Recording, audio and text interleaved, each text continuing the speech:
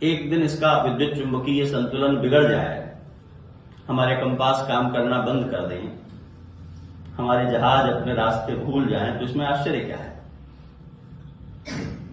क्योंकि ये धरती जिन तरंगों और जिस विद्युत चुंबकीय संरचना के अधीन है उसे बिगड़ जाना चाहिए, क्योंकि हम इस धरती की बनावट को रोज विकृत कर रहे हैं, असंतुलित कर रहे हैं।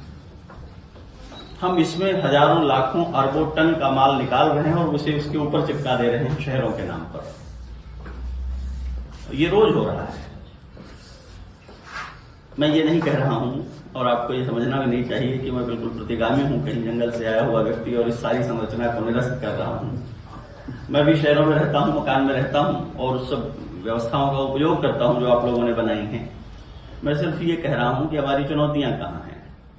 तो हमें पहले ये देखना होगा कि ये धरती एक संरचना है और इसका अपना भी कुछ पहले से बना बनाया सिद्धांत है।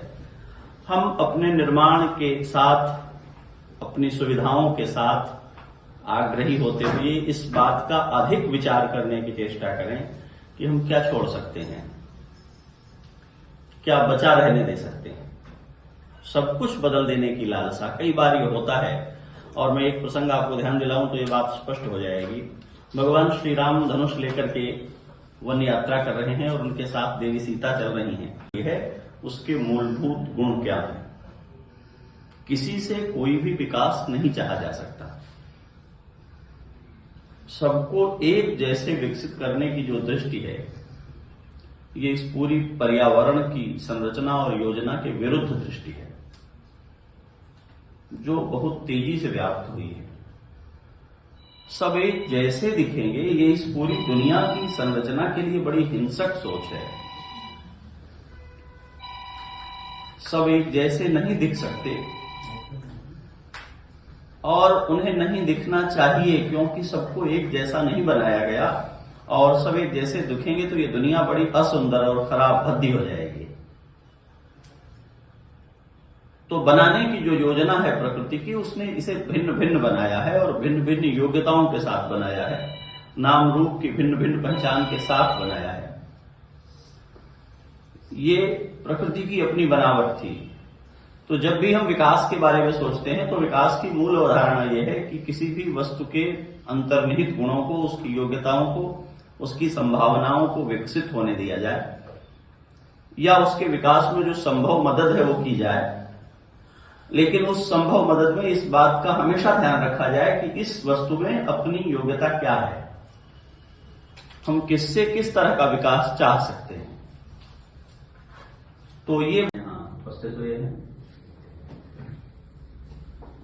संस्थान के अध्यक्ष मंच पर विराजमान श्रीमान आलम साहब, आज के विशिष्ट अतिथि श्रीमान अरुण जी, जो विचारोत्तेजक चर्चा के माध्यम से कई आयाम हम लोगों के सामने यहाँ रख रहे थे। मंच पर विराजमान और संचालन कर रहे हैं श्रीमान प्रशांत सेवा जी, मेरे सामने उपस्थित आप सभी महानुभाव, देवियों, सज्जनों, और कोई ऐसा नहीं दिख रहा है यहाँ जिसे कुछ सिखाया बताया जाना बाकी हो। जीवन की लंबी पारी खेल कर अपनी योग्यता से इस समाज को और सुंदर और व्यवस्थित बनाकर, अपनी अपनी योग्यताओं की नर्सरी लगाकर उसको फलते फूलते देखने वाले लोग यहाँ बैठे हैं। मैं आप सभी का स्वागत करता हूं और आपको साधुवाद देता हूं कि 31 दिसंबर छुट्टी मनाने का, आनंद मनाने का, या अलग अलग तरीके से इसको एंजॉय करने का दिन है, और आप इतनी संजीदगी से, इतनी गंभीरता से किसी बात विचार विमर्श के लिए यहाँ समय निकाल कर बैठे हैं। आपको धन्यवाद। असल में इससे अच्छा चीज नहीं है। आपको विशेष धन्यवाद। असल में लगातार यात्राओं में 9 दिसंबर से यात्रा में हूं, और समीर जी का अभी तक वो ऐसी जन भावना में बसा हुआ है कि चला आ रहा है। शहरीकरण को और औद्योगिकी की जो आधुनिक दृष्टि है उसको छोड़ दें तो गांवों में अभी भी पेड़ काटने से लोग वहां तक बचते हैं जहां तक संभव है। मैं केवल एक शब्द पहले उठाता हूं, इसकी चर्चा हम लोगों ने अपने शीर्षक में की है, विकास की। विकास वस्तुतः क्या चीज है? बातें बहुत होती हैं इसकी, और चर्चा में बहुत रहता है। सरकारों के लिए विकास के अपने मायने हैं, तकनीकी के जानने वालों के लिए विकास के अपने मायने हैं, सामाजिक जीवन और मूल्यों की चिंता करने वालों के लिए विकास के अपने मायने हैं। असल में विकास क्या वस्तु है, क्या चीज है? हम थोड़ा गंभीर होकर और थोड़े उदार होकर, उदार इस दृष्टि से कि हम अपने विचार और अपनी रुचियों का आग्रह न रखकर अगर विकास की अवधारणा को देखने चलें तो किसी वस्तु में जो अंतर्निहित गुण है, उसमें अंतर्निहित जो योग्यता है, उसके अभिव्यक्त होने की क्रिया विकास कहलाती है।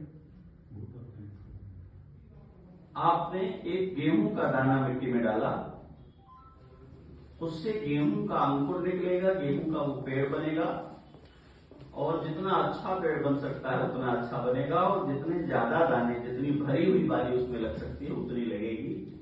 ये विकास है।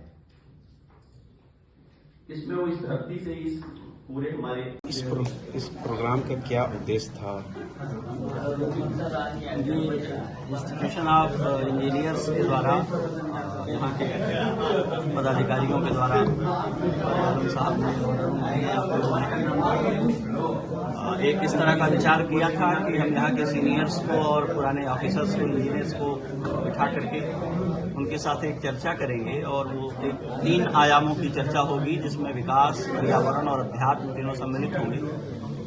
हमारी इस चर्चा का, इस बैठक का उद्देश्य ये था कि हम अपने विकास को अधिक समावेशी, अधिक दीर्घजीवी, मनुष्यता और पर्यावरण के लिए अधिक अनुकूल कैसे बना सकते हैं, भौतिक जरूरतों को पूरी करने में हम इस संसार को कम गंदा किए बिना, इस दुनिया को कम नुकसान पहुंचाए बिना अपने निर्माण का नक्शा कैसे तय कर सकते हैं, इस विषय पर चर्चा करेंगे। क्या ऐसा लगता है कि झारखंड में परिवार वाहन जो है वो अभी भी काटा जा रहा है, उसको रोका नहीं जा रहा है? इसको लेकर क्या नागरिकों में जागरूकता फैलाने की जरूरत है? ये मैं समझता हूँ कि झारखंड के विषय में मुझे कोई आंकड़े पर आधारित बयान नहीं देना चाहिए, क्योंकि मेरे पास बहुत विवरण नहीं है कि यहाँ वृक्ष या खनिज का नुकसान कितना हो रहा है। पर जो बात स्पष्ट तौर पर समझी पहचानी जा सकती है कि झारखंड की भूमि खनिज से भरी हुई है और उसको निकालने की कोशिश में पर्यावरण में क्षरण देखा जा सकता है। नागरिकों को जगाने से ज्यादा जरूरी है कि सरकार और बड़े संस्थान अपनी भूमिकाएं